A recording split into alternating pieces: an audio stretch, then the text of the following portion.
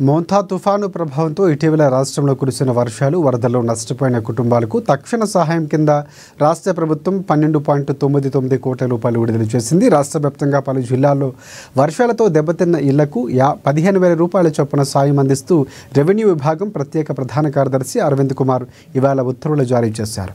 మోంతా తుఫాను వల్ల అక్టోబర్ 27 నుంచి 30 వరకు వరుసగా 4 రోజులు రాష్ట్రంలోని 16 జిల్లాల్లో భారీ వర్షాలు కురిశాయి.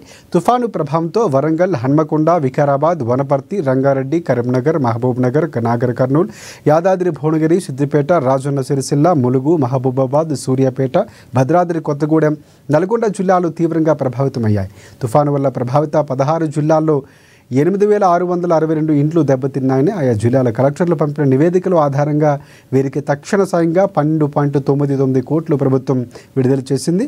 ఈ నిధులు నేరుగా బాధిత కుటుంబాల బ్యాంకు ఖాతాల్లో జమ చేయనున్నారు.